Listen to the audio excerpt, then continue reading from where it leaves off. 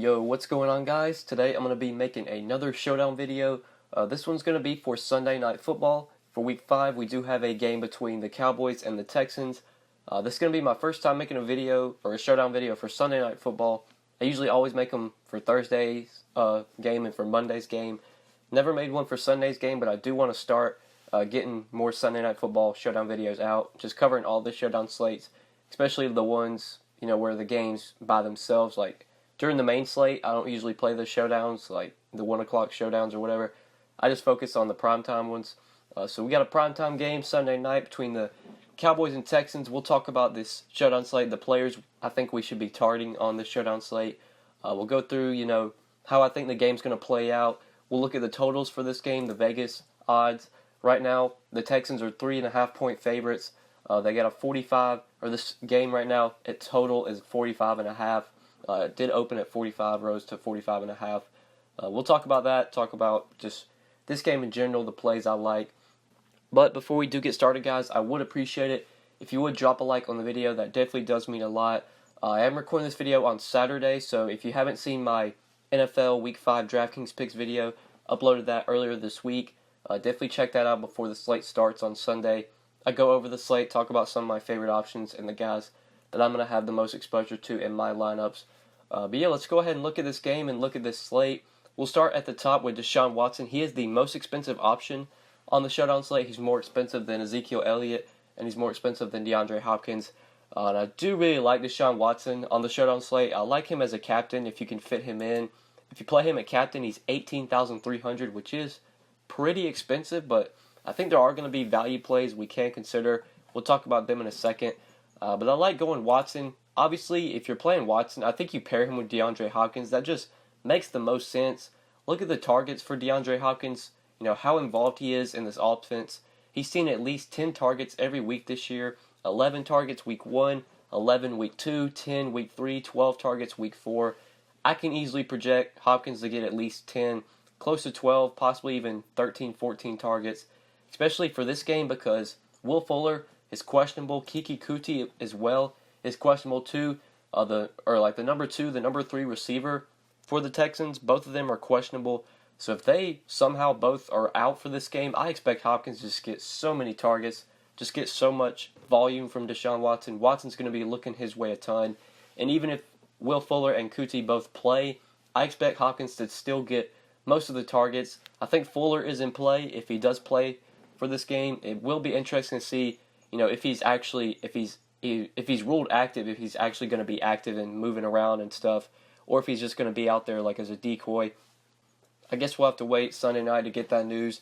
If Will Fuller is out and Kiki plays, then Kiki at 6,800 going to be a value play that I think is in play. He made his debut week 4 for the Texans. Will Fuller did play that game, but he got injured like at the second quarter and the third quarter or something.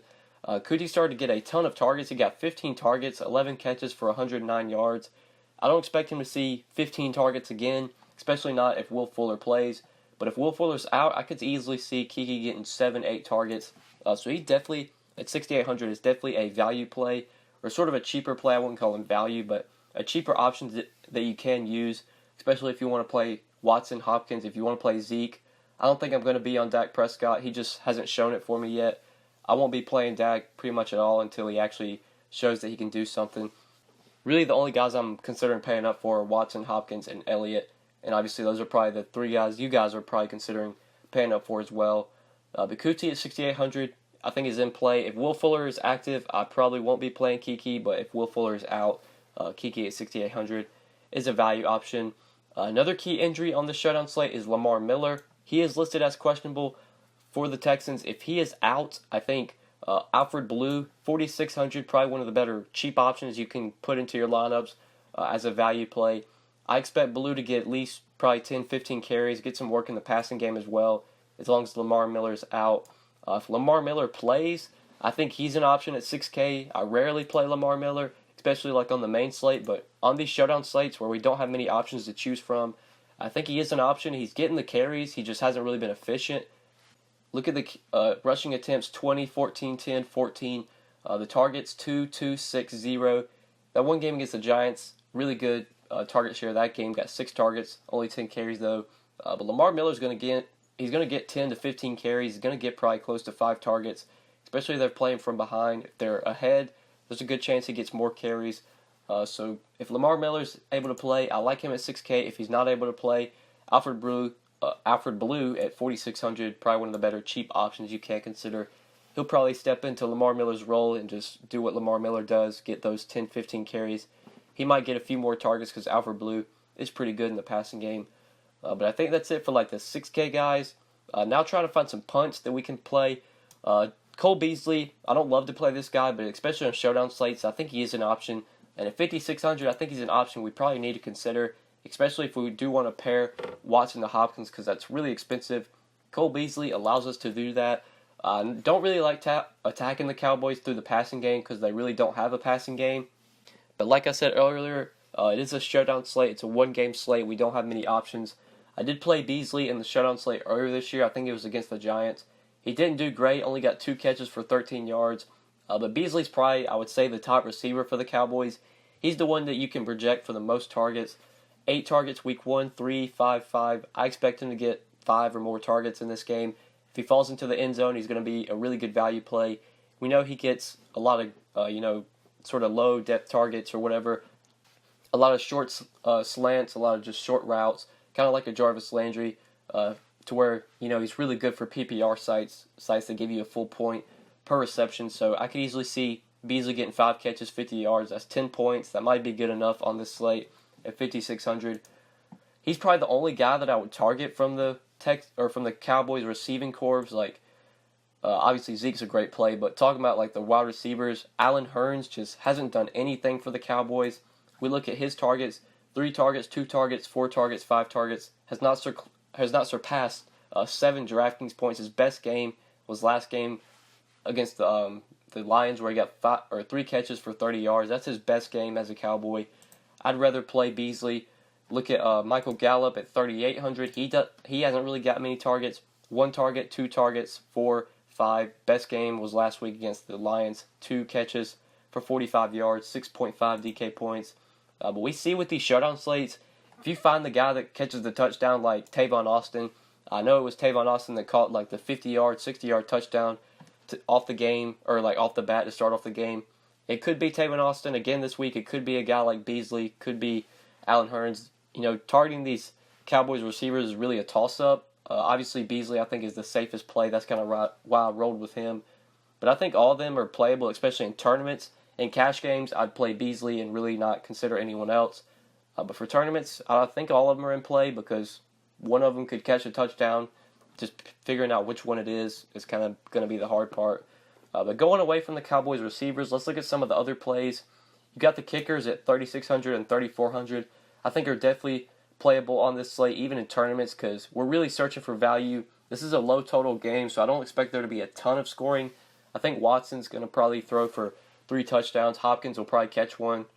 How much the Cowboys are able to score is going to be a concern for me. I don't know if they're going to be able to keep up with Watson and Hopkins, keep up with this Texans offense. But I do expect some field goals to be kicked in this game. I expect both kickers to, get probably close to double-digit fantasy points. So 36, 3,400, I think they're both playable. I think both defenses are playable, especially the Texans. They can definitely get some pressure on Prescott. The Cowboys' offense just hasn't been good. I like the Texans' D at 4,400. I think the Cowboys' D at 3K is a cheap play you can consider. The tight ends from this game, if we want to look at the tight ends. So the tight end for the Cowboys, Geoff Swam. I don't even know if that's how you say his name, but he's 2,800. He actually has been getting some targets. He might be one of the better options from the Cowboys receiving corps, besides Beasley, because you look last 2 games, 7 targets against the Seahawks, 5 targets against the Lions, 3 catches, 39 yards, 5 catches, 47 yards. This guy might be one of the better cheap options as well. If you don't want to play Beasley and you want sort of a safer option, honestly, I wouldn't be surprised if he outscored Beasley, but I think Beasley probably has a better chance, a bigger outing, has more upside. But Swam could easily put up the same outing or the same score as Beasley, and he's $2,800 cheaper. Don't mind him as a cheap option if you want to go there at 2,800. Ryan Griffin, I don't think he's not getting enough volume. Week 3, 4 targets. Week 4, 1 target. Just not a guy we want to consider. I'd rather play Geoff Swam if I'm going to target a tight end from this game. But I think that's really it for the value plays. Value's really thin. The cheapest guy I like is the tight end from the Cowboys at 2,800. He'd probably be the guy I'd look to if I needed a cheap play. But now that we sort of went over the games, let's talk about roster construction. Or now that we went over the sort of the players, let's talk about how we can construct a good lineup. See if we can maybe play the three studs, the three big guys in our lineup. So if we wanted to go with Watson at captain, and we wanted to play Zeke and Hopkins, that would leave us with 3,100 remaining per player. So if we wanted to play this, we would have to definitely play the tight end from the Cowboys at 2,800. We'd probably have to play a defense as well. Maybe the Cowboys D. I don't really love the Cowboys D, especially since we got Watson at captain. But if you were to plug in the Cowboys D at 3K, that'd leave you 3,500. Then you could play the kicker from the Cowboys. So you could definitely play the top three guys in a lineup. If you went with a different captain, if you went with like Hopkins at your captain, that would save you $2,000. Then you went Watson, Elliott. That'd leave you $3,300. If we played the cheap tight end at 2,800, that'd leave us $3,550. Then we could play one of the kickers and probably like Tavon Austin or something. If we played the kicker from the Cowboys, that'd leave us $3,700. So we could play both kickers. I wanted to see if we could get a receiver in because I don't really like playing both kickers because I think that kind of limits your upside. If we played Michael Gallup at 3,800, that leaves us 3,200. Then we could play Tavon Austin. We could play the Cowboys D.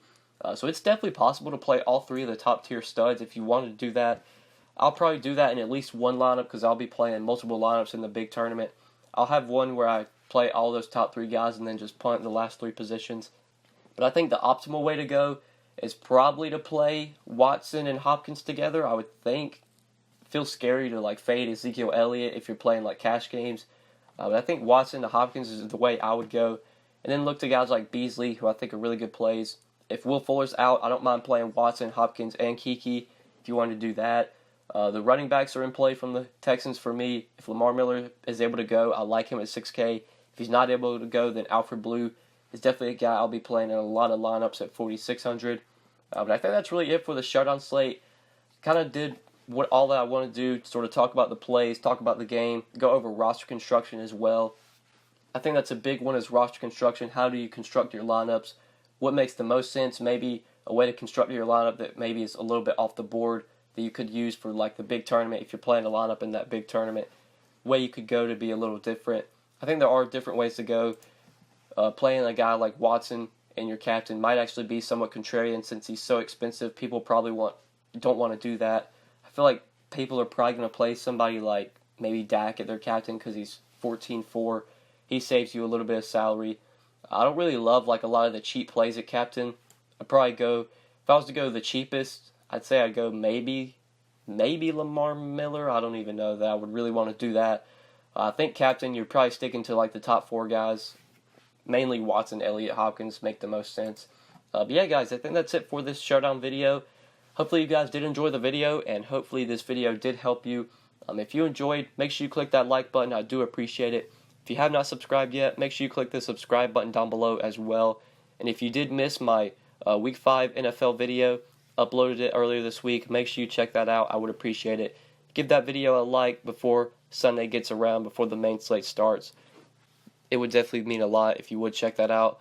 But yeah, guys, I think that's it. Follow me on Twitter if you haven't already. My Twitter is @thedfs_GOAT. You can hit me up there if you have any questions. I'm always active on Twitter. Always have my DMs open, replying to you guys for any questions you have.